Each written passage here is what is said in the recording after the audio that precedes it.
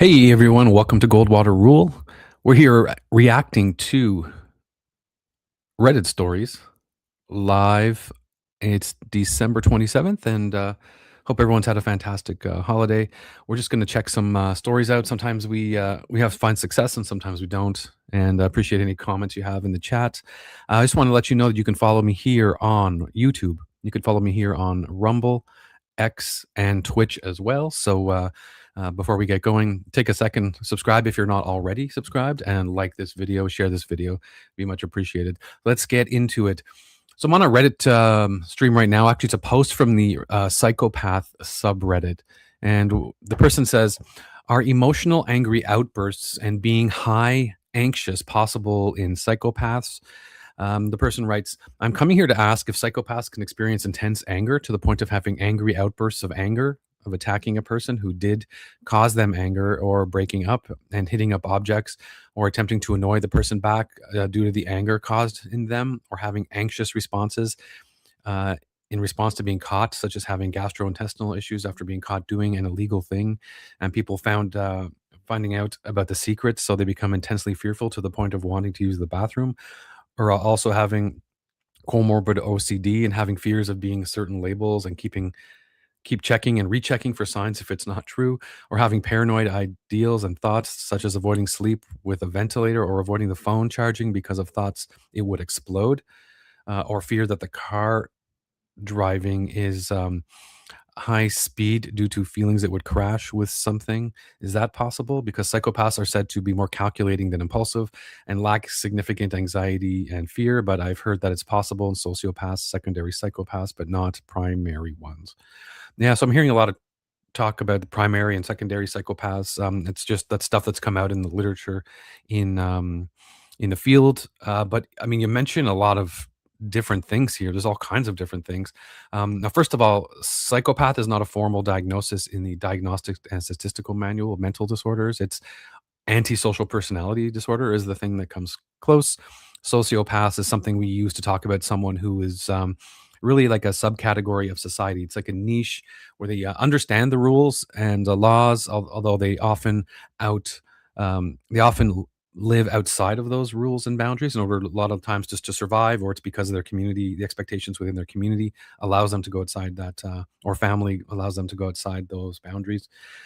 Yeah, you have like a lot of different thinking here. There's like paranoia, there's like magical thoughts that I'm seeing here, and so there's a whole mix of things.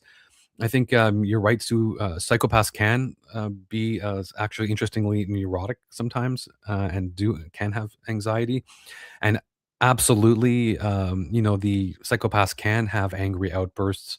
Often, I would say it's like theatrical in a sense to kind of make a point, or to kind of just come across as locking in on a certain vibe that they want to create. And so absolutely they can have the emotional outbursts and that. But yeah, I mean, you mentioned all kinds of different things here, so it's very peculiar. This a person has all kinds of characteristics if you're talking about someone in your life here. But I wouldn't say I wouldn't say usually a psychopath would be like so high neurotic and anxious that they would need to use the bathroom.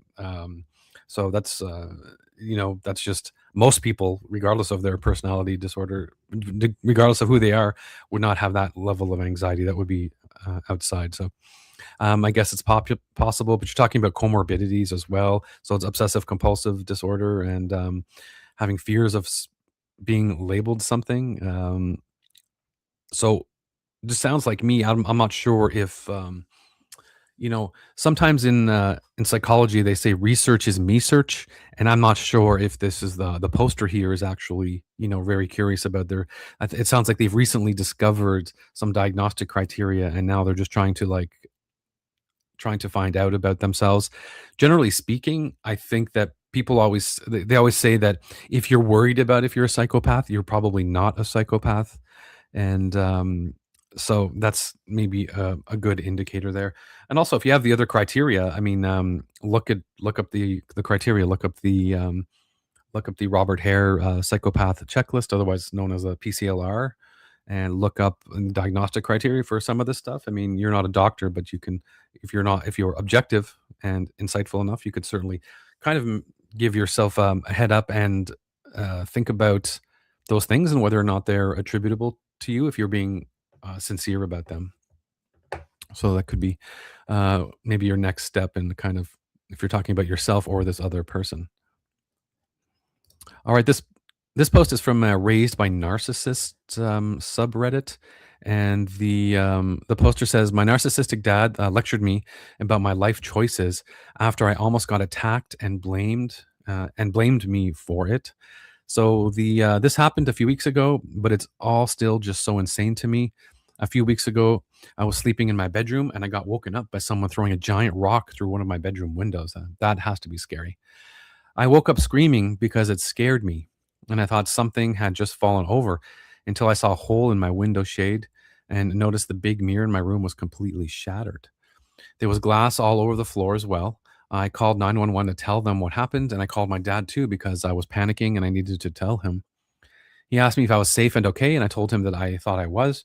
Then he immediately started asking me if I have any enemies or if I know anyone who hates me or is looking to get revenge on me, which just felt so insane. And it felt like he was blaming me for some random person almost attacking me in my own house. I told him that I don't think I know anyone who would do that, which I genuinely don't. Then he started lecturing me about how I need to get a job and go back to school, and told me that I really need to start thinking about my future. This pissed me off so much because, like, what WTF?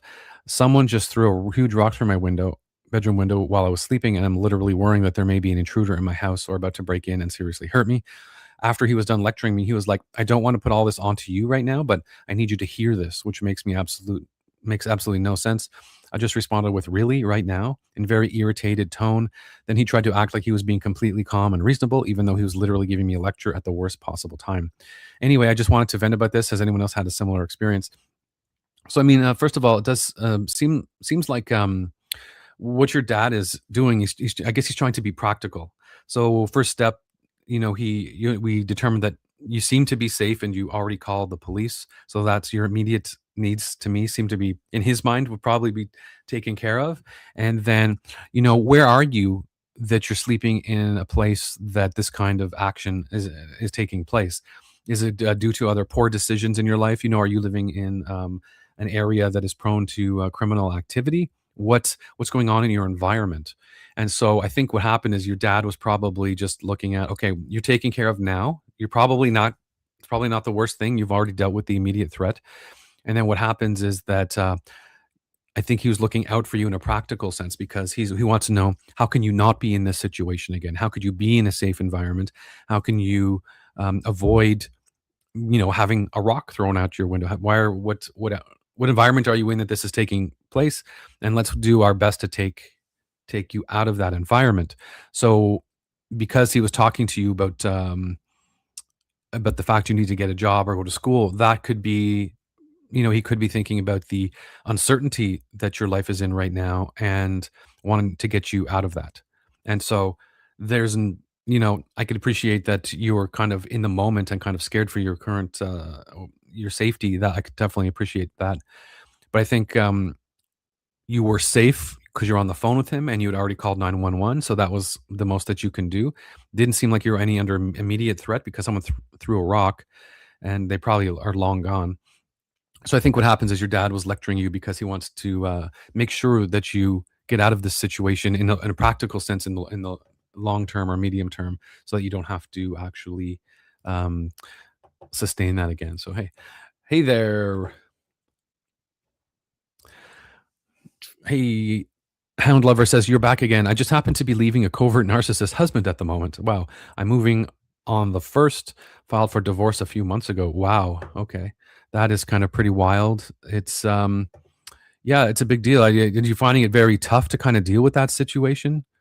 Is it so you've, is it, how long were you with your husband? And what was the reason? What did it take for you to all of a sudden file for divorce? All of a sudden, how long were you together? What are the things that happened? Was there like some inciting incident that made you need to want to file for divorce? And that's good. So if what you're saying, you think you're with a narcissist, and I think we talked about this yesterday, you definitely have to get the hell out of there because You're in survival mode and you want to salvage. You have time left on the clock, and regardless of how old you are, whether you were just a young adult or um, if you're newly married or if you've been married for 30 years, you got to salvage your life back, and you've got to you reclaim your life because you have some of that. You have some time left to do that. And what a huge tragedy with the personality disorders is that people, they piss away their lives, and because maybe you don't have the insight in the beginning, and you're trying to just still navigate who the person is that you're with. So you're still discovering, and people are very forgiving. So someone will behave a really in a very peculiar way. And you're navigating, you're asking questions about it. What the hell's going on? You're weighing it against your own personal expectations. You're weighing it against society's expectations. And then sometimes, people can be manipulative and gaslight you. You wonder if you're the problem. So you're second guessing yourself. You're trying to grow. So maybe you kind of, maybe you actually forgive certain things or overlook them because you're trying to grow and trying to be open-minded, all this stuff. It's a huge crazy mix, and so it can be very difficult. So Hound Lover says that yes, so you've been married to your husband for 18 years. That is wild, Hound Lover. That is insane. It takes a long time to, maybe you're super forgiving, maybe it took you a while to notice this, but it's a tragedy that takes place, right? Because now you kind of got to start over if that's what you want, or you have a major adjustment in your life. Maybe you have children. So anyway, your Hound Lover says it took a stack of lies and a habit which he wouldn't get help with. So yeah, that could be, if someone has some other kind of addiction in terms of that, then that could be horrible too. You're having to navigate that. You become second place and second in that sense. So yeah, so you're in survival mode. You're 53 years old. So yeah, so now here you go. So you're not entirely starting over, and maybe you likely have a revenue stream. And the important thing is first make sure you're physically safe. Maybe probably the limits of this person, or what they're what they're likely to do or not do. Sometimes people who are narcissistic can be aggressive, right? As part of that, they can't fathom that you are leaving them. How dare you leave me? But they're incredulous. Actually, how can this even be? I'm so awesome. But Hound Lover says, I always knew something was wrong, and I gave him way too many chances. And you've now grown past him. He's 15 years older than you, and refuses to deal with his own issues, his admit his lies. Okay, so that's interesting too. So I would like to go back. I mean, if I was having a conversation with you in real life, I'd like to go.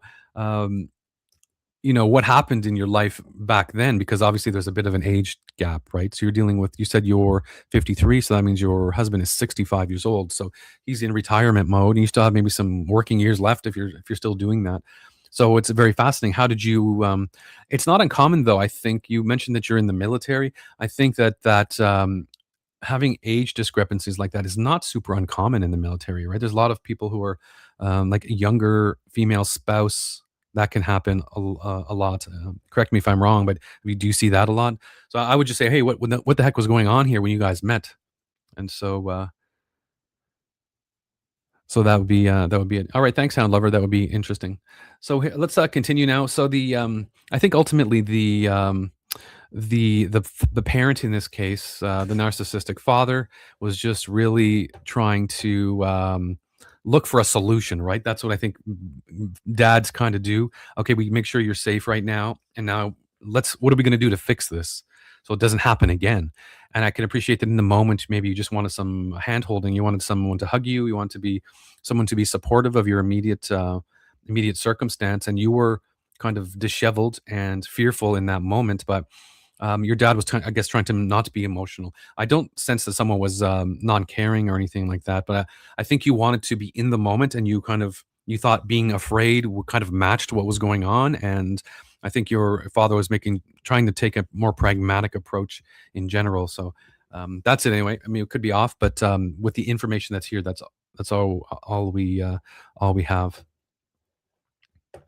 Oh, wait, so you're saying that you had already been through a divorce when you met, and that right, and so you believe that you were targeted. What that does happen, right? So someone who's older than you has more experience. They're more likely to know exactly what they want, and sometimes that involves getting used Um, and yeah, so absolutely. They know what they want, they know what they could accept, and maybe sometimes people, they just want someone, and maybe they're not even picky. Maybe they just want anybody, especially in that situation, if you were in the military or something. You kind of have limited, opportunities sometimes, I think, when you're in the military as well. You're kind of people kind of there's like a close-knit group of people, and they all know each other, and it's not like if you're on a base or something like that, or if you're always moving around, sometimes your options are limited. Alright, let's continue the Reddit scrolling.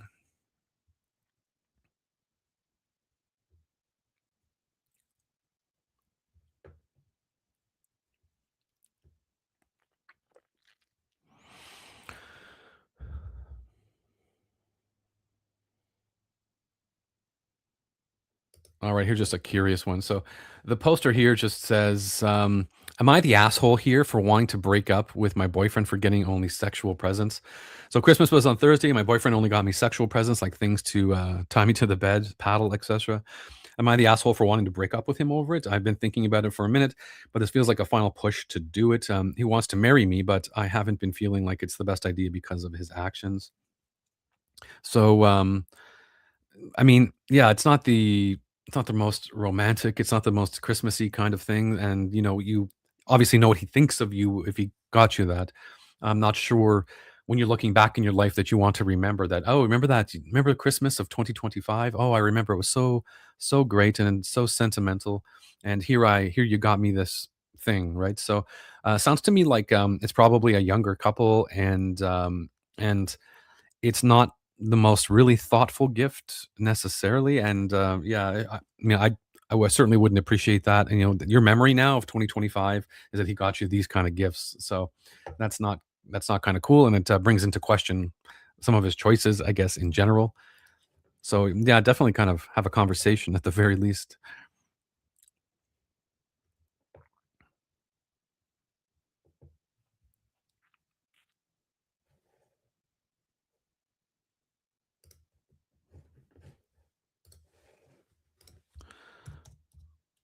Alright, so let's just check this out, 'cause people don't really talk about this one too much. Alright.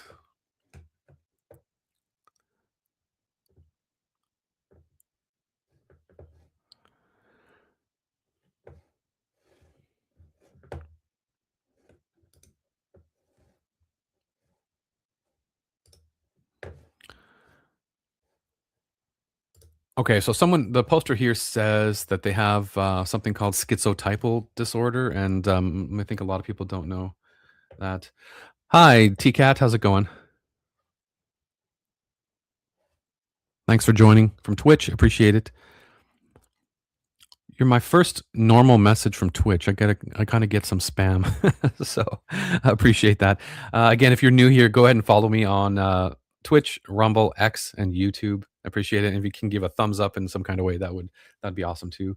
There's a couple people in the chat right now, and so this person here is on the schizotypal subreddit, and they're saying everything I do is a symptom.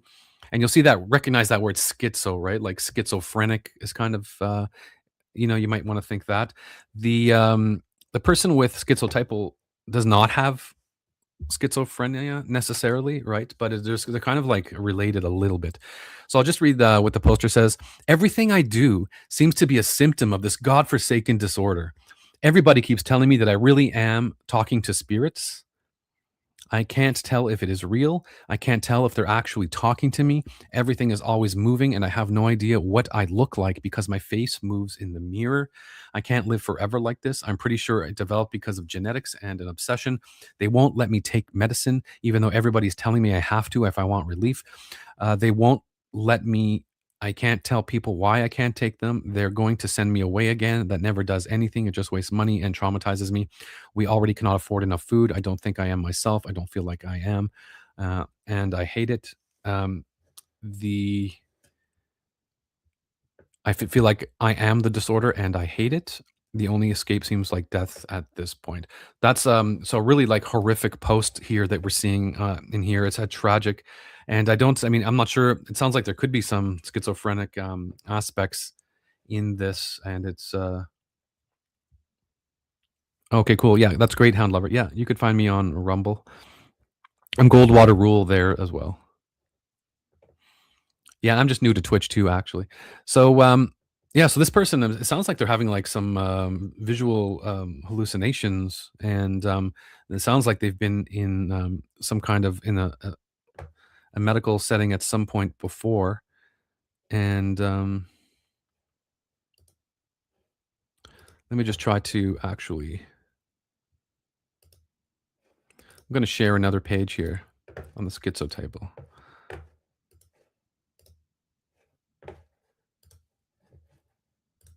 All right. So, schizotypal personality disorder. People with schizotypal personality disorder are often described as odd or eccentric. They usually have few, if any, close relationships. They generally don't know how to form relationships or how their behavior affects others. They also tend to misinterpret others' motivations and behaviors, and they don't trust others, right? So, there's a bit of paranoia there. Um, these problems may lead to severe anxiety and a tendency to stay away from social situations. That's because people with schizotypal personality disorder tend to hold odd beliefs and may find it hard to respond correctly to social cues. So the people are usually diagnosed in early adulthood. Some features of this condition may show up during childhood and the teen years. It's likely to be a lifelong condition. This is horrible, really. At the end of the day, to have this. So a schizotypal personality disorder usually involves five or more of the following. So they're a loner and lack close friends and other relationships outside of their immediate family. They have like flat emotions, right? Like flat affect is what it is, and have emotional responses that are limited or not proper socially, right? So they're just flat, like neutral, and that's how they exist. They have too much social anxiety, which is ongoing. They incorrectly interpret events and such as feelings that sometimes harmless or not offensive things have like deep and profound meaning. And this is, this is called ideas of reference, is what it's called. Ideas of reference. So sometimes, a lot of us we're going out and we're living our lives, and there's things that happen to us, and we just go, we know that that's a thing that happened. But sometimes people with ideas of reference, they'll wonder like, why did this happen? This is kind of this has very profound meaning to me, and this happened for me for a reason, and this is a message that I'm kind of getting. So when I start to talk like that, don't you think it starts sounding like schizophrenia a little bit, where there's like you're interpreting things really amazingly off kilter? And so anyway, but this is not schizophrenia. They have strange and unusual thinking, beliefs, or mannerisms, have suspicious or paranoid thoughts. They believe in special powers, such as mental telepathy. They have unusual thoughts, such as sensing an absent person's presence or having illusions, dress in odd ways, speak in odd ways, like using peculiar language, right? So again, that's a horrible kind of thing to have um, have happen, and you don't want that. But the poster here, and I'm going to share the screen back again.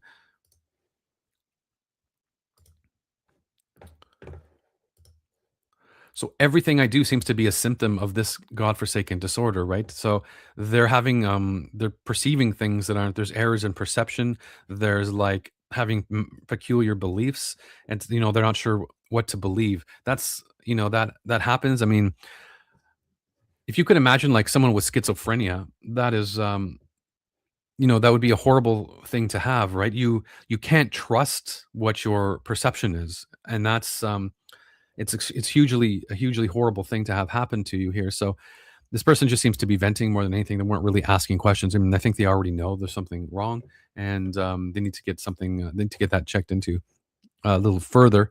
I think sometimes if it ends up being schizophrenia, I think there are medications that kind of can assist with that. Let's continue the doom scroll of the Reddit stories. And Hound Lover's asking me to to kind of react to this other reactor. Yeah, of course. Yeah, they were definitely spot on. I agree with you there. We're just watching it play out, I think, right, Hound Lover? So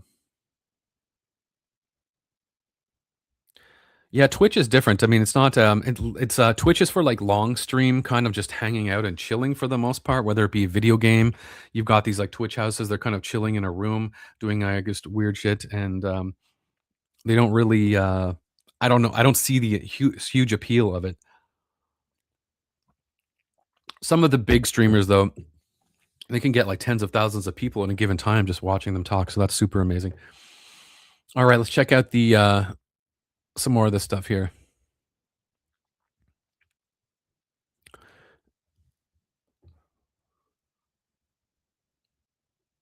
Boom, boom. Alright.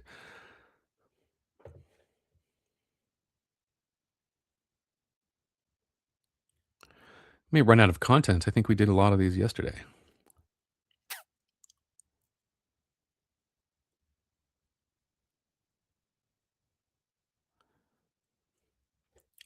Ooh, let me see here. 16 hours ago. All right, let's check this one out.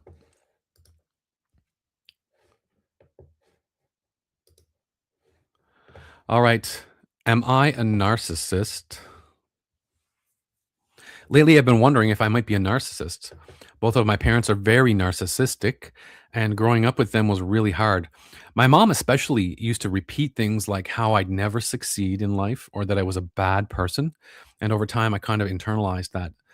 My life isn't where I want it to be right now, but I'm actively working toward a better future. So I'm trying to stay positive. Something I've noticed about myself lately is that in a lot of conversations, I tend to bring things back to myself and what I'm going through, basically the same behavior that my parents always had. Sometimes I even catch myself doing it, but only after I've already said it. For example, a friend might be talking about something painful that happened to her, and I'll respond with something like, "That happened to me too, but worse." And what I'm saying is true, but instead of just listening and being there for her, I end up making it about me. It annoys me when I realize I've done it and I can only imagine how it might come across to her.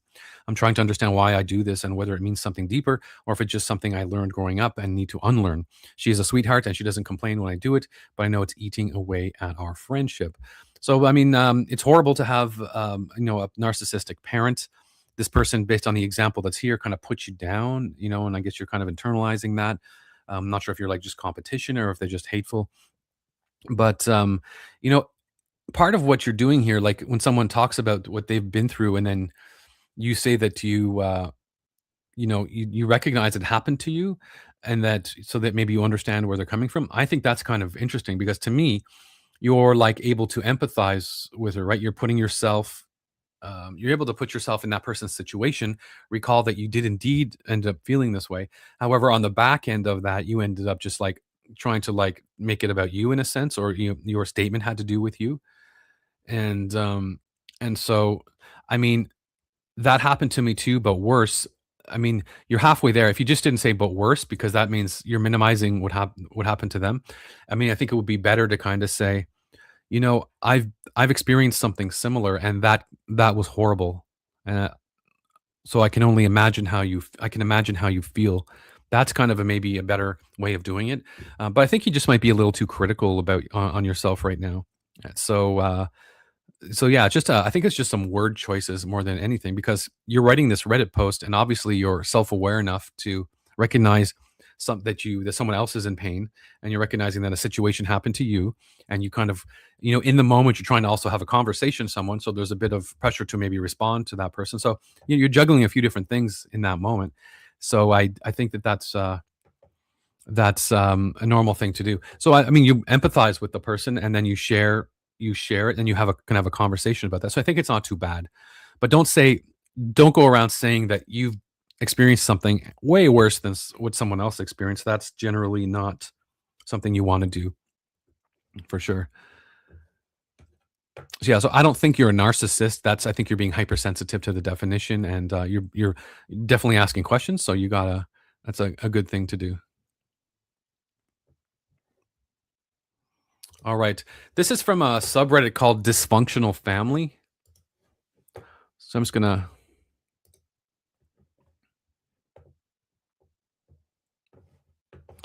all right. Hate toxic family, and will be left without anyone. So, disclaimer, I've been mocked enough online for being 31 and unemployed, living at home. I am not just doing nothing. I am taking a course from Job Center and saving to hopefully move one day. I also have depression, deal alone with gender identity struggles that I've concealed to not hurt others, nor am I safe to confront. Lost years of my life, and I am likely on the spectrum of neurodivergence. I've spent years trapped around abusive people. Mentally, I have no support except talking here on Reddit. So I don't understand the mocking. I'd have left home if at 11 if I could have somehow with brains and resources, but I have neither. And living at home around chaos does mess someone up more. So I live with my mother still, older sister for context. She's vain, but that typically popular girl with who everyone just likes off the top because of how she looks. So um, he's already 31 and she's older. So wow, okay. But she bitches all the time, pretends online to be all peace and love and you do you, but criticizes everyone, then fake smiles. I'm 31, she's 45. I'm sick of her and her manipulative tactics. All right. My family, who I hate because of how they treat me, right? So my sister, who's sorry, but honestly, she's truly a two-faced bitch. She makes mean jokes all the time about her husband, her mother, my uncles, cousins, etc., but is popular, and we all just have to take it and laugh. Well, she just made a comment saying how different me and her are, as if to joke. And I said, "I'm the nice one, you're the mean one." Again, I said it jokingly, and she said something like, "Yeah, right. I still have a message saved from years ago where you offended my husband and his whole family. You want me to be mean? I'll be mean." He was right there in front of me, as was my family. Yet, of course, no one says anything when she says nasty stuff. And after I ate my lunch in silence, I left to my bedroom. My mother followed and angrily said to me, "Don't ruin Christmas. You were in the wrong to have said what she was mean. You aren't going to spoil my Christmas. You are going to return to the room with us soon." Problem is I don't want to leave my room. What the hell am I at 31? Bearing in mind years ago we have had issues similar to this, and I just walk in and I sit in silence looking like an absolute weirdo. No, I don't want to tolerate her again, but I have my dog also who's in my room and needs to go out to pee. So what the f do I do? Advice? P.S. I want to move out of my mother's house so bad to be alone and away from these horrid people. My sister is such a privileged person, and when she gets the truth thrown at her, she doesn't like it. She had kids. I'm sure she'll manipulate things. And yeah, I've told her in private stuff in the past. Sure, she'll share all of that too, for all I know, or say, "I could have shared how you brought this or that." I'm 31. What the fuck? She is 45. If you guys knew how upset and trapped I feel with these people, I have so much stuck in my throat to say, and I don't, simply for, again, jokingly. She does like she does, but being honest, and said she was the mean one between us. She snapped. All right, so this is just, I think, a peculiar situation here, and what happens is that you're dealing with a. It's the situation is odd because primarily, it's odd to have so many older people living who are independent living in a house. So I'm getting that there's some uh, family kind of generational issue here, and I'm getting kind of like that there's not a lot of income sources coming from this house, and there's maybe a dysfunctional vibe here overall in general over. And I think you probably have multiple people here with some things going on. There's definitely some dysfunction, and the it is toxic, but you probably have people who are like OCD, or like there's some like level of autism going on here. There could be. It would not surprise me if some of the people here, the parents, the mother was like on disability or something like that, or on welfare of some kind, because and then the family kind of learned some of that behavior, but they're still kind of intelligent enough. So at 31 years old, I mean, you should mostly be on track to what's happening here. I can appreciate everyone doesn't share the same path, so and it can be tough out there, but there seems to be some kind of dysfunction. But this person, interestingly enough, I mean, they seem to be articulate, and they seem to recognize that they are living in some kind of dysfunction, and they want to step away. I think what happens is that in these houses, and if I'm reading this correctly, it seems like the sister is 45 and has a husband, and they're also in the house with the mother. So it's like, is everyone living with the mother, or is the mother actually living with the person who's with the couple? I have no idea.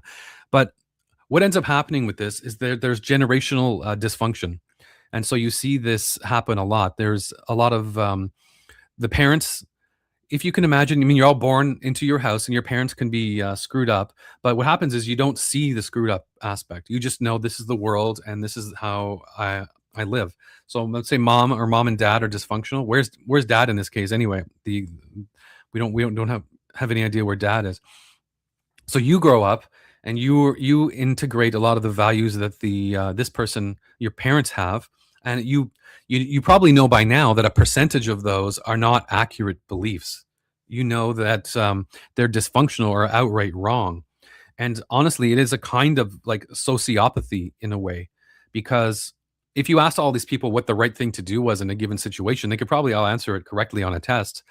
What happens though, that there's an accepted way of living with each other actually in the household, okay, which is a diverges from the social norms of society, and but it's an acceptable way within that household. And so that's what happens. So maybe you have here the poster is maybe actually more what properly integrated technically than the mother and the sister. And maybe you're seeing something where the sister actually inherited and integrated a lot of the ethics and personality of the mother, and then she does not really change that as much as she should have. So she's kind of just in a situation where she is, I guess, a copy of the mother with maybe subtle differences. Because what I'm getting here is that the mother and the sister actually are kind of on the same page with a lot of things, and he's the outcast. So, in a situation where you're living in an environment that is like a little pathological and dysfunctional, the black sheep could actually be the person who was properly integrated and actually well reasoned, and just they had a unfortunately, and it's really kind of tragic. They've had they didn't have the proper footing in terms of a social sense when they were younger, and so maybe it's taken them a decade or it's taken their whole life to realize this. And now imagine opening your eyes up and you're 31 years old and you're looking around and going, "Oh my god, what the hell happened here? This is like a ton of bullshit." I've just the person you end up with a tremendous amount of regret, and it is absolutely an extreme tragedy. Now you have someone who is in their 30s, and all of this time has passed and it's now wasted, and it is such a huge tragedy, and this happens a lot. It's not extremely uncommon, but you find yourself with uh, productive years behind you where you could have generated some more education, you could have generated some more wealth, or something, relationship wise, right? And so those are all behind you now, and now you're looking on your mid 30s, and you got to kind of fix that, and you got to course correct. You have to course correct. So here you and it's super hard. So imagine inheriting all of the dysfunction, and being around all of that, and all of a sudden waking up and going, "What am I going to do?" I'm 31 now. It's not like I'm if I want to get take a university class or something, I'm going to go and I'm going to be around a bunch of like 20 somethings. And I do have more intelligence now because I'm 31, but here I am having to sit around. There are people who are going through a completely different life phase. I should have done this a decade ago, but here they are, and here you are, and you got to kind of course correct. And so you're grasping. He's taking with someone taking a job at the job center or the course center or something. There, how do you do that at 31? I mean, it's difficult and challenging, and people can do it. In the meantime, you have to actually tolerate your family and you tolerate this dysfunction, because in some ways, although your mother probably loves you, you're getting mistreated. You lose every argument. Every personal argument turns into a family discussion, and then you have a typical people ganging up on each other, and then you lose. To top it off, you got a dog in the mix. So what the hell are you doing with a dog if you can't support yourself? You're not employed. So this person has a lot of boundary, a lot of obstacles in their way, and they have to like systematically chop them off one after another. But I think though, if this person can manage to actually get the job and get employed and get some revenue coming in here, I think that they'll be better off on their own and kind of get a leg up, to kind of move into their own place and kind of stay away from family. And depending on how toxic it is, they might choose to actually you go no contact or something like that. So that's a dysfunction. It's not uncommon. It happens all of the time. But what is truly unfortunate actually is that people want to stick around with their families, even when they're dysfunctional. So you'll see a lot of dysfunction, and it's tolerated. First of all, because you don't know any better. Second of all, because you realize it's a social taboo to not be around your actual family. You think that you're told that you kind of got to stick stick with them through thick and thin, kind of thing, no matter what, and that's not true. So just know that you're not in a prison. You don't have to stay there. You can leave. You are your own boss, your own leader. Take a environmental scan of what's going on. Look at the impacts to your life. Is your decision to stay in contact with your family costing you? Is it taking away from your life, or is it? Or can you tolerate it? Are you benefiting at all from this relationship? So people feel locked in all the time because it's with a blood relative, and you don't have to be. You don't have to be. All right, let's continue the scrolling here of the Reddit.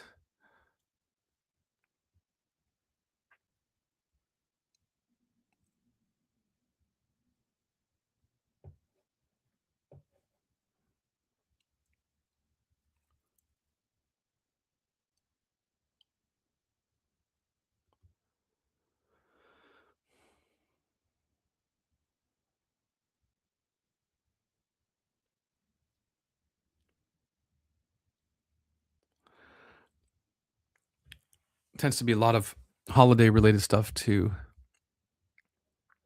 All right. 5 hours ago, this is on the Raised by Narcissists subreddit. And this is called The Narcissist Who Stole Christmas. All right. Christmas morning, opening presents, everything's fine. And then my mom, the narcissist, starts crying because one of the gifts has some stupid quote on it, like, the grass is always greener on the other side. She starts this fake ass crying, the sort they do almost on demand when anything doesn't go their way. Said how she had such a terrible year and that nothing was fair in the world. Pretty much made it out that it was everyone else's fault but hers. Basically, she's getting a divorce because my dad has finally had enough of her controlling behavior and walked out. And now she's trying to backpedal everything she's done because she's realized she's been caught out finally. It made me think, oh, so you do have emotions, but only when you are the one who's getting sympathy. The rest of my family were there, and of course, it's exactly what she wanted: as many eyes on her as possible to scoop up sympathy. They obviously all fell for her trap, and she basically got away with not doing nothing all day apart from talking about herself. Fast forward to yesterday, we walk in again and she has a laptop and paperwork. She is, quote, going through divorce documents on Boxing Day. Once again, a purely deliberate setup. She has carefully strewn paperwork all over the table and perched her laptop in such a way that anyone walking in would instantly ask, "What is your laptop? Why is your laptop out on Christmas?" She makes out like she's studying the divorce documents or some shit. It's so hilarious. She thinks the lawyers and legal teams are all wrong and conspiring against her, and is picking through every line and trying to find ways to screw dad over. I would hate to be her legal help. To be honest, my dad has put up with her for so long. I don't think he gives a shit about money. He just wants to be gone. Once again, everyone fell for the trap. Extended family basically having to listen to her ranting and moaning all day about dad. Was a waste of space, etc., which is hilarious considering you're the one who now wants all of his money. I did say, but did you tell them why he's leaving? And then she shut me down immediately. The truth is, she kept telling him, I don't always love you, but I like you. Apparently, this is a common narc thing. And of course, if somebody says that to you enough times, you're going to leave because you're basically then nothing to them. She now states that she never said that. The constant lying is so hilarious. Even now, she won't admit that she's the one in the wrong. Karma is such a beautiful thing. So, I mean, if this mother is truly narcissistic, it I mean, again, it's a tragedy on the family, but it does sound like, yeah, it's he's someone could certainly be emotional on Christmas if they're going through something rough. Although you'd have to see if there are theatrics, you'd have to have a history of this to know if this is theatrics or not. And yeah, it seems like Christmas is like a shining diamond in a sea if you think of holidays over the course of the year. So when this person steals the attention and the sympathies and on the holiday, she does more than that, right? It takes away the happiness of everyone else. And so it just seems to me like, again, continuing that even on Boxing Day seems to be a little outrageous. Obviously, she's not thinking about her family at Christmas, right? And making sure everyone is happy and enjoying the moment there. Again, it just seems to be overlapping, making everything about her and the conversation about her, and then also villainizing the father here. So yeah, definitely a lot of attention seeking. I'm seeing some lying here and some just overall ego, right? The attention must be on me, me, me, me, me, me, me. All right, let's continue the doom scroll here of Reddit, reading Reddit stories.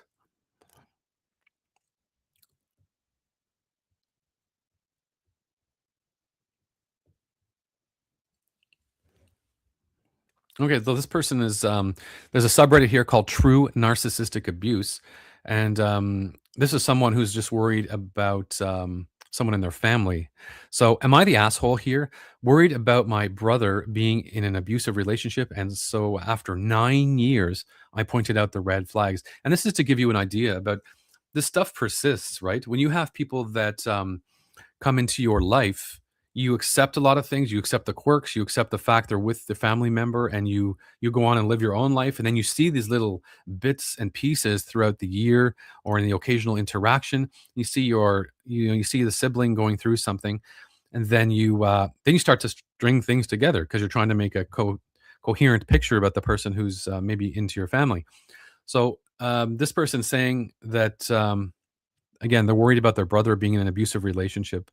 Um, I appreciate it is a long read, so thank you for taking the time to read. Please tell me about your honest opinions, and we'll see if we get through this whole thing or not. So, my brother, 37, has been with his girlfriend, 38, for 9 years. They live an hour apart, so they spend every Friday evening right through to Sunday. My brother is a very non confrontational, gentle, quiet, clever guy who works full time Monday to Friday. My brother and I, once upon a time, the poster is a female. Once upon a time, we're best friends, regardless of our relationship statuses. We would text often and hang out, or back in the day, go clubbing. He was like a father figure to me and a stable male role model, as we and our older brother, who is autistic, grew up with an abusive, alcoholic dad. The three of us are adopted. We have been blessed with a lovely mom. My brother previously had two long term relationships. Both girls were gentle and lovely in nature, like him, and he was always playful, affectionate, and flirty with them. My mom and I knew his current girlfriend before my brother did because her family attended the same church. She and I were both in a rebellious phase, and we would sneak out for cigarettes. Her sisters were all lovely, and now they have good careers and children. She got pregnant not too long after she left the church scene, and so we didn't see each other again for many years. When it first came out that my brother has met her on Tinder and that they were dating, my mom and I were very surprised, given she's completely polar opposite in looks and style to what my brother usually went for. But nonetheless, we respected his choice. At the start, she was exceptionally charming to my mom in particular, and spoke very highly and confidently of herself and how she could have gone and studied medicine. Her daughter was also welcome to the family events, but would mostly opt to stay with her dad instead of attending. So this is a bad gut churny feeling. I was still unsure of her, but decided for my brother's sake, I would try and find a way to bond with her. So given back then, I was regularly attending the gym, and she spoke of wanting to start working out for weight loss. We planned a gym session together. At the gym, she kept pointing out lots of different guys who were apparently checking me out. I didn't feel comfortable with how she kept doing it, as I was in a committed relationship, and I was there purely to work out and not interested. She tried one or two machines, and then after 20 minutes wanted to leave as was bored. I usually worked out for an hour, and then I would do 70 lengths of the pool. Um, as we walked out of the gym, she bumped into a guy she knew and instantly began playing with her hair and flirting with him. Once we got into the car, she bragged about having shagged him and moaned that my brother only put out when she plied him with alcohol. I felt really uncomfortable, and I felt like she was being disrespectful given how she was speaking with regard to the relationship. Let me skip forward to some more red flags. As the first couple of years together went by, my mother no longer stayed in touch text wise, but I appreciated life was busy, and at least we would meet up specifically for birthdays. Fast forward to lockdown, she was unemployed at that time, had moved into my brother's house with her daughter, and for the year and a half after that, the next family meetup, I noticed my brother no longer seemed like himself. He usually wore smart clothes and was well kept and clean shaven. but now he looked unkempt and aged, and his hair was all overgrown and long. He was very quiet. After the lockdowns, she went back to her own flat, and they were back doing weekends together. On the weekends where he was at hers, he'd drop his German Shepherd off at my mom's, as his girlfriend wasn't big enough. Her house wasn't big enough. Um, every get together, she always spoke with a poor me attitude, like she was being always hard done by others and always the victim. She would speak of being such an incredibly anxious person, but all we would see was a very goofy, false persona who complained about other people. And when we would go to restaurants, she would complain about the food, the staff. Okay. I started to have real concerns with how she presented herself, what she would say, and I couldn't help but notice all the inconsistencies in her stories. All right.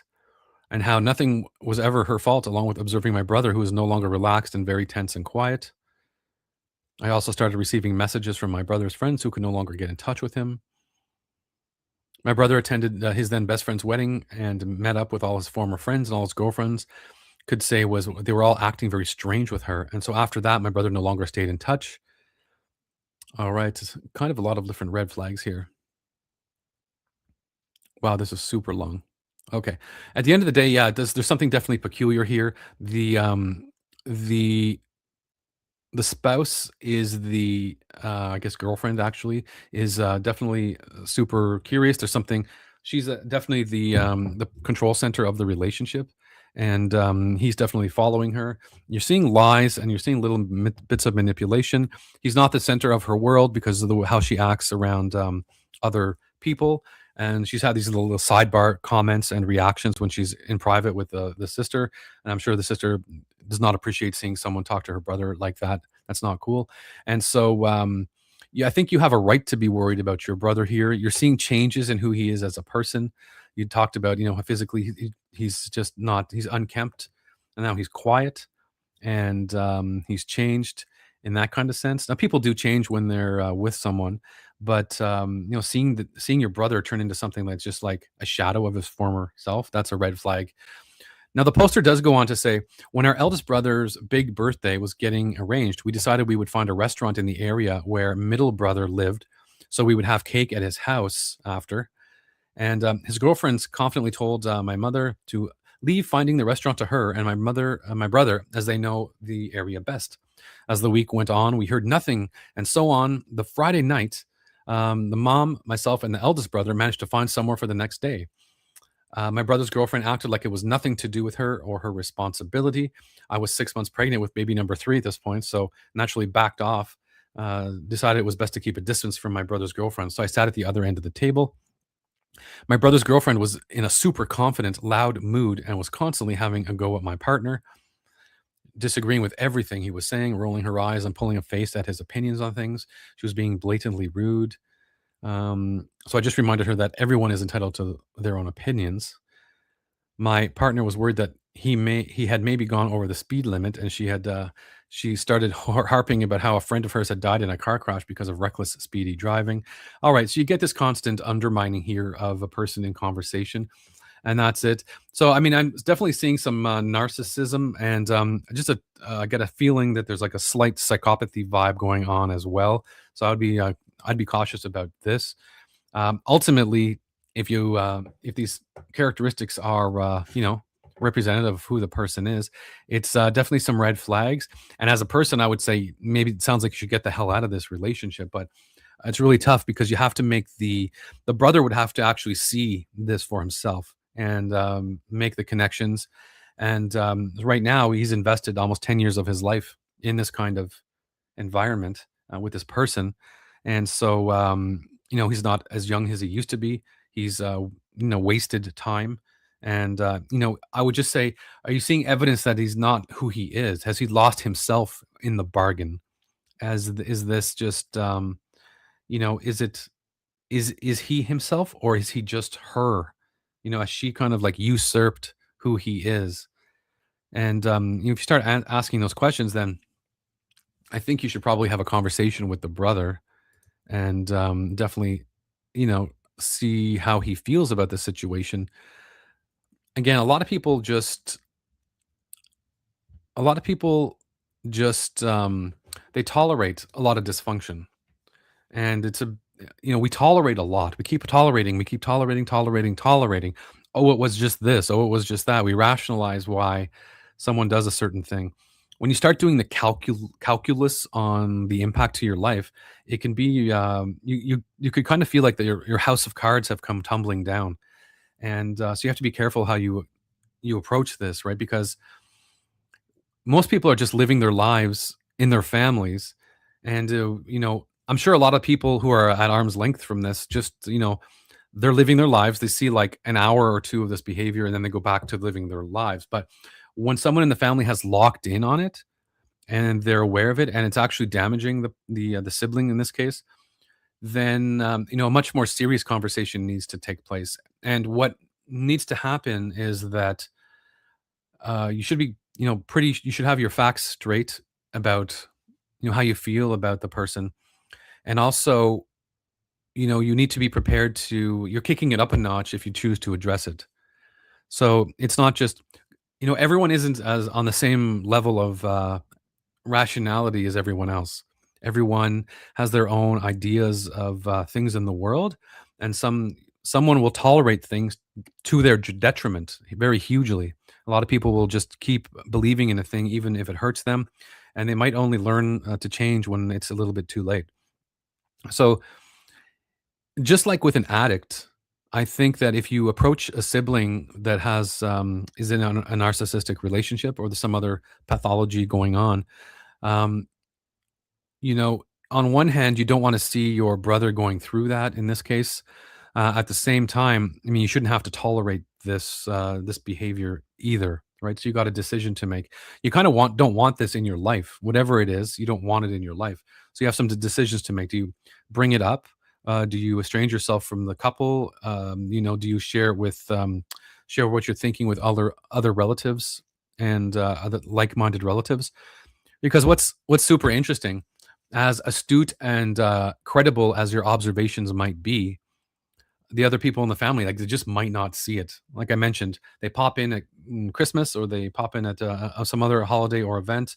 They see one other peculiar person for an hour or two, and then they're on their merry way somewhere else living their lives. They're not stopping and psychoanalyzing every single interaction about the person. And they're certainly not putting together all the interactions on one kind of chart and going, this is dysfunctional. That's probably not happening.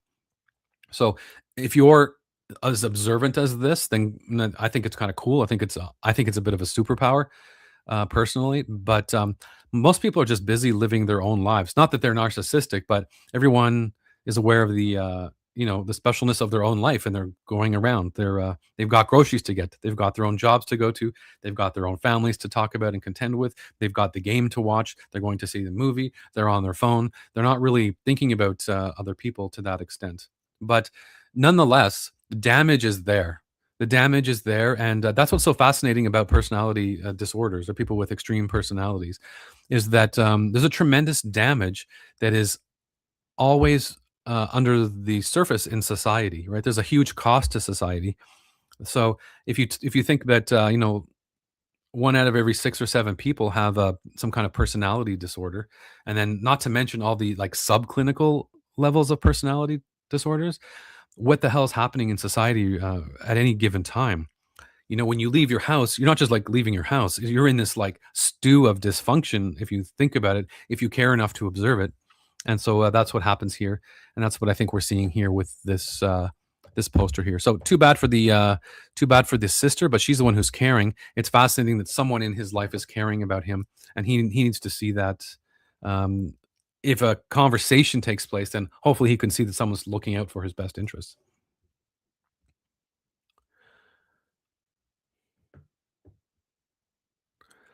All right, a lot of the stuff we saw yesterday here. Let me just see if we have anything new.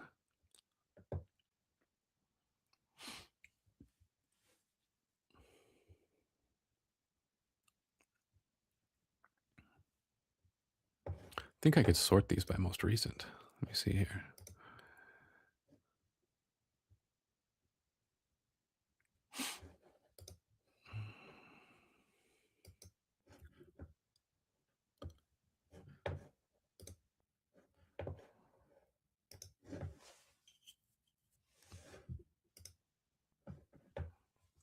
All right.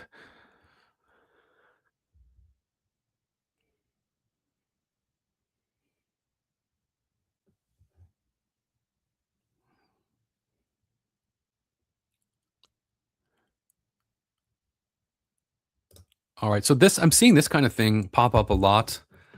This is from the "Am I an asshole?" subreddit. So, am I an asshole for ending a date after she told me about sleeping with dozens of guys at parties? All right, this is labeled not safe for work. We'll see what happens. I went on a first date with a girl from mutual friends. Dinner started fine, normal conversation. Then somehow we get onto a past relationships and college. She launches into this whole story about her party phase over the last 5 years. I'm not talking like, oh, I dated around or I had some fun in college. I'm talking graphic details about hooking up with random guys at parties, frat houses, club bathrooms, after parties, and one night stands with people whose names she didn't even get. She's listing off numbers, specific scenarios, laughing about how wild it all was. At one point, she mentioned something like probably around 40 or 50 guys. Honestly, lost count after a while. I sat there trying to process what I was hearing. I'm not some tradcon Puritan, but listening to someone describe half a decade of sleeping with what sounds like a new random person every other weekend made my stomach turn. I couldn't stop thinking about the lack of standards and the complete disregard for any kind of discretion or self respect. But am I crazy for thinking that A, that's an absolute deranged amount of casual sex, and B, bringing it up in detail on a first date shows incredibly poor judgment, regardless of the actual behavior.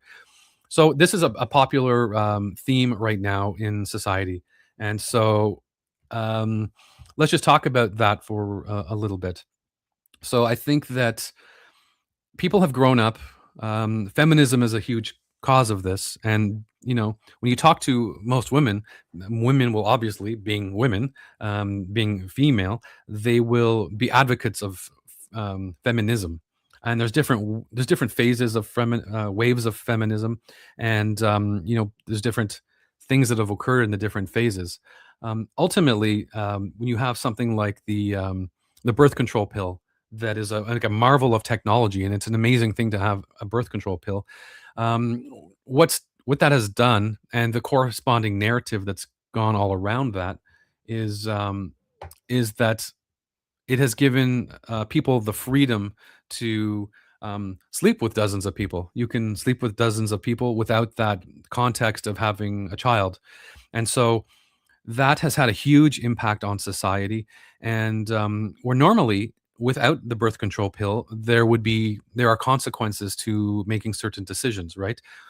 When people get together, you want to think of us as animals in the wild, in a human sense, that we normally have to vet the people that we are with. We normally, and it's a very serious thing, because your life depends on it in terms of like disease. And normally the fruits of having sex are supposed to be having a child. That's what it's supposed to be for. So it's very important that you're vetting a person. You hang around with them, you get a sense of who they are, you become more familiar with a person. And that's a consequence of not having a birth control around. You must be around someone. You must weigh a person against your own values and your own judgments, and you all kinds of other criteria. How much does this person make? Like, yeah, because you're looking to be, in an evolutionary sense, you're looking to be safe, and other attributes. What happens when the birth control pill came along is that kind of erased a lot of that accountability. So not having the pill around made people actually have to have some accountability, and so they actually had to put the people that they were going to be with, through some kind of filter, because essentially it was a high risk behavior having sex with somebody with huge consequences. And if you were to sustain having a child without having being attached to somebody, that could be have a horrific outcome for the mother and the child, right? So fast forward to 2025. Here you are. The narrative is to be fierce, to be a boss bitch, to do whatever you want. And part of that includes sleeping with whoever you want, because it isn't just a thing that you're doing. You're actually asserting your femininity, right? This is you're asserting that you can do this. and that you're just asserting your sexuality. And so there's if you find someone's cute, even mildly, hey, go ahead and let's just do this here. It's all about having fun, and you're being in control about with yourself. So this person has likely grown up with that attitude, and that's so women are told not to be ashamed of this. But it's a tremendous, in the first place, it's a tremendous health hazard. And also, more and more men are not accepting of this, what they call body count in today's age. So yes, most men will be disgusted by a body count that is that high. Most men want a body count of zero. That's just the truth on the matter. They want a body count of zero. They will tolerate a body count less than 10. Once you start getting higher than that, people think that's kind of peculiar, and they start asking questions. And once a man learns that a body count is a certain number, everyone has their own specific number, that will kind of preclude the, a long-term relationship. And so a lot of women are finding this out now because they in their youth have extremely high double, triple digit body counts in the name of being fierce and being feminine. And they are finding out now that when men find out about this, they no longer want to have anything to do with them in any serious long term way. That doesn't mean men still won't want to have sex with them or still have short term relationships with women with high body counts, because, of course, it can be fun for men and women to still have these kind of intimate relationships in the short term. But unfortunately, for women, that kind of precludes them from finding a longer term partner. So what ends up happening is you'll find somebody who's behaved in this way in their 20s, and the party's not going to end, it seems like, for a lot of these people. They keep doing it into their 30s even. So you find now we're seeing this, really what is a tragic thing. You're finding women who finding themselves in their 40s, and they don't have they haven't had really long-term relationships because they've been in this party, I'm a boss bitch, I'm going to do what I want thing. They've been told that the long-term relationships don't matter, that men are bad, men are horrible, stay away from the men, just go have you do you, you have a good time. And so they're finding themselves alone in their 40s. Maybe they found some degree of success in the workplace, but they are ultimately alone. And that is the tragedy of this situation right now. So based on this poster here, where a couple things. So based on his values, he's saying that is a deranged amount of casual sex. Now, an age isn't listed here, but they've mentioned 50 people. So I'm going to assume the person's in their 20s, and that's probably, I think that's a lot. I think that's a lot of people. Um, I also want to bring your attention to the fact that there are some personality disorders that where many short-term relationships is actually part of the mix, right? So you're dealing with someone who is maybe psychopathic. I'm not saying this person is. I'm just saying that because it's a criteria that is considered pathological, then I think you must consider it when you're trying to weigh the extent of dysfunction in someone else's life. So all of the uh, all the different traits and like all the characteristics that you see in the and for personality disorders, if you just isolate them on their own without calling them personality disorders, they're kind of disconcerting, right? You don't want to, if you see them in a person, they might cause a second, it might cause you to have a second look about what the hell's going on here.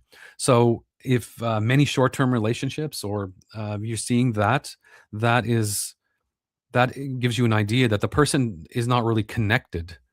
The person's not connected. And so when a person's not connected, what does that mean for the next encounter? So here you have a guy at a party, and he's having a chat with someone who's otherwise maybe seems charming because he says dinner was nice, and then all of a sudden she pops this out. So imagine you are at a dinner with a prospective on a prospective on a date. Well, I guess a prospective partner, if that's the whole point of a date. Then what happens? You find that the person's been with 40 or 50 other people, probably didn't even have to pay for dinner, and so it calls into question: what is this? Is just a one of the many kind of short term interactions that you have? And when you're going back to what the world was like prior to having the birth control pill, you know, when the spending time with someone was kind of an investment, and so you had to discriminate against and weed out qualities among different people. So when you are, sleeping with 40 or 50 people inside of a few years, I think that's evidence that you did not discriminate. And you did not discriminate, and discriminate is not a bad word. It means choosing one thing over another for whatever a reason that you choose to indicate. So whenever we do anything, whenever we make a choice, we discriminate in our choice against all the other possible choices. And when you see someone who has a body count that is mid double digits after a few years of university, what you can conclusion you can draw is that not very much discrimination occurred in that sense. The person was they just made some choices that were in the moment and likely impulsive. And then we start talking about it. There's another characteristic, right? Impulsive. You'll find that's in bipolar, and that's also in antisocial personality disorder. So a lot of people also could just say, depending on where they're from, it could be that the in the subculture that this is like a rite of passage. So is having sleeping with a lot of people like a rite of passage, right? Is that you have to ask yourself that. I know in the United States, when people go off to college, as they say, right, and they go into their quote unquote party phases, they it's like a free for all. You're a kind of you get a free ticket, you get free pass. You're allowed to do anything you want in university because you're like exploring the world. It's almost like when the Amish go and they just like for a brief period of time do whatever in the hell you want, just come back to being Amish afterwards. Well, in the States, you can go whatever you're encouraged to be outrageous. You're encouraged to drink too much, experiment in all kinds of different ways, and then with the understanding that on the backside of university, you will maybe be more well-rounded and better off for having the experience. But that doesn't change the fact that you did the things that you did. So I think this person is having his own set of scruples and making a judgment based on his own expectation. He personally thinks that's outrageous. And if he's only been with a couple of people, would he ever want a partner that where he could say you've been with 40 or 50 people.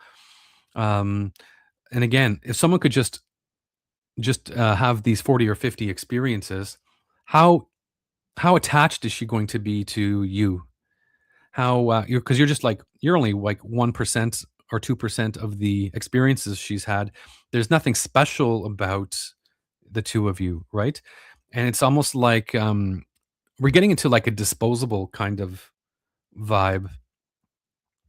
If you have something that is disposable, then you're free to throw it out and get a new one. And if you're number 51 in a series of 50, like you're not so unique, you're not so special. I would argue that everyone probably wants to be special. They want to be special. You're not living in a we're not living in a porn movie. This is like you're living a life here, and you want your experiences to be special and unique, and you want them to have value to you. And so I think what ends up happening is that if you're number 51 in a long line of gentlemen that have come before, you're not special, you're not unique. And at least the person who's making those decisions. So in this case, the girl, when she opens up her eyes and is looking at you, when she's considering you, how deep is she? Are the observations? Are they deep, or is she just deciding not to be deep intentionally for a period of time? How do you just kind of shake that off? So, yeah, I think it's a big issue right now in society and in dating. And I think if you're a woman, the less body count. I think actually, if you're a woman or a man, the less body count is probably better, and for the long term outcome in a relationship. I would say if you're a person with a high body count, and again, it's regardless of gender. How easy would it be for you to throw away the person that you're with now, unless there's something super fantastic outside of the actual sexual relationships? So you have to ask those questions. Are you just the next in line? Next in line? What's going on? So I don't think you're an asshole for ending a date. You learned about something about her and you didn't like it, and that's it for you. Let's not waste any more time.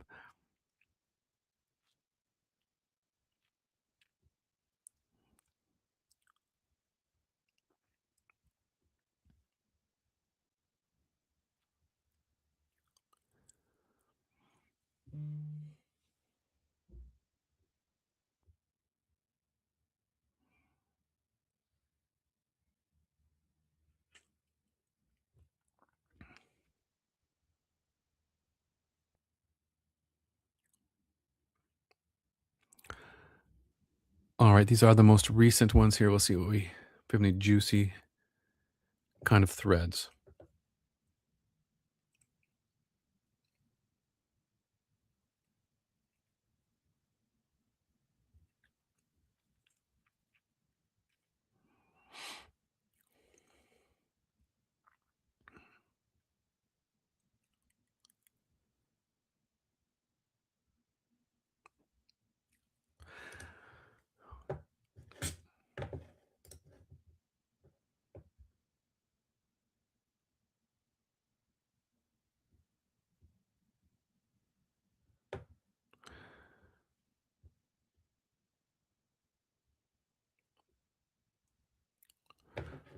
Hope everyone is having a fantastic day. If you're in the chat now, hey, if you don't have to talk, but if you could just say hello, I would appreciate a little hi in the chat. And again, if you're just joining me now, I just want to remind you that I'm on Rumble, so you could follow me on Rumble as well as YouTube. And also, if you're on Twitch by chance, follow me on Twitch and also on X. All of them, it's Gold Water Rule, and I'd appreciate that. So, if you're in the chat now, I know you want to kind of maybe stay quiet. Just say hello so that I can know you can hear me. I'd appreciate that, or just put a thumbs up or something in the chat.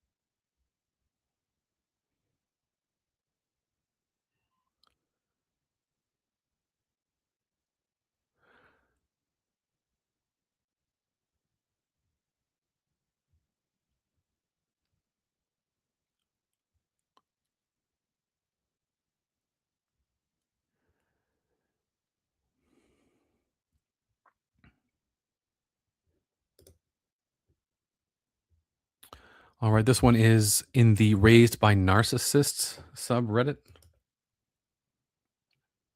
All right, my mom just makes my life hell. I'm with my parents because my brothers, my dad, and my mom just forced me to study university at home. My brothers are abroad, and I'm the only one left with them. Mentally, it's consuming. I have very little friends. I don't have any addictions, only home, library, and school. I don't even like being outside in the dark. My mom believes that I have bad friends, addictions, and a bad mouth. She thinks I'm in some political stuff, or she believes that imaginary girls are changing me. She always tries to sneak to my phone and computer to read my messages. And in every opportunity, she just accuses me with this stuff. But my only problem is her. I love her, but I can't stand her. She always compares me with my brothers, always tries to touch my nerves with her words. She says that you're insane and need therapy.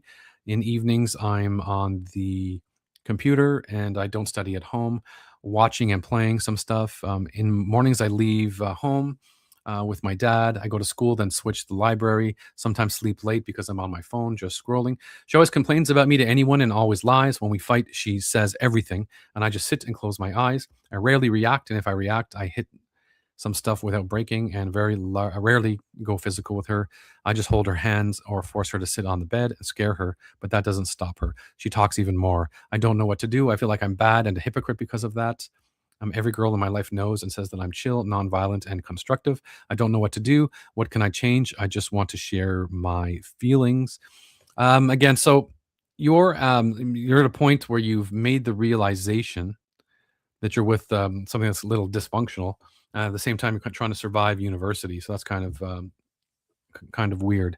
So you are completely, you are not in control of the situation, and you're, because, but you're at the same time, it seems like your mother kind of uh, is still overpowering. She not hasn't accepted that you're an adult yet, and so there's little power struggles that are going on here. So as hard as it is, if this is, it's pathological and it's damaging you and it's harming your life, I mean, you can try to resolve it with your mother, which is not likely to happen, or you can also resolve to get out of there, which would mean getting a job and making some money, and so you can rent your own place. That's pretty much it. I mean, there's not really much that you can do. If someone is truly a narcissist, you can't really you're not going to deal with them in the time frame and it will take to for if you were to make progress, which is extremely unlikely. You're going to be well past university, and still you're not supposed to, I would say you're not supposed to like babysit your mother for the duration of her disorder. And so unfortunately you're going to have to navigate the situation at home. One method though people use to minimize this is like the gray rock method. So, and that's a gray rock is like nothing. So it is just you don't notice a gray rock when we all walk by rocks all of the time, I assume on some level. And so what you want to do when you're dealing with a narcissist is to actually just um, avoid reacting, avoid responding, and that's pretty much it. It's hard to do, and especially if you're around them physically, it's hard to do. But it's just something you have to do. That's pretty much it. If you're being raised by someone like that, you got to get out and or ignore if possible.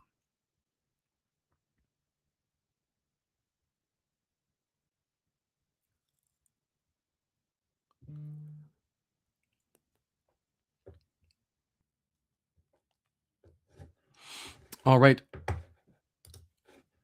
Well, I just want to say it's been a pleasure kind of talking about some of these Reddit stories and from a maybe social and psychological perspective. So I appreciate everyone for tuning in. If you're watching this now on the restream, again, take a second, give a thumbs up to the stream, and follow me on YouTube, follow me on Rumble, follow me on Twitch and on X, and we'll see you there. I'm gonna try to go a little live more frequently, and hopefully we'll get some people who are into kind of checking out these kind of reading Reddits. A lot of dysfunction and a lot of interesting things can happen when we're reading these. We get a lot of you get to see what's going on in your society, and you get to maybe make some connections about what's going on in your own life, and you get to maybe get some insight into your own self and some of your behaviors too. So if you like this kind of content, I mean, it's just something that I enjoy doing, and it's something that comes naturally to me. Hopefully, you feel that you're getting some good content and some good value in terms of your time. So I appreciate that. Maybe I'll be on a little bit later. We'll do another reading a Reddit stream to see what other dysfunction is taking place. As you know, between Christmas and New Year's is a huge, it's a very big emotional time for people. You're around families and you're around friends, and a lot of situations take place. And right, and a lot of these things that are boiling under the surface kind of pop out, and they are super interesting to observe, although they're tremendously painful for a lot of the people that are going in. So if you like this content, again, give me a thumbs up, give me a follow, and we'll see you maybe in a few hours on the next one. Have a great day. Bye for now.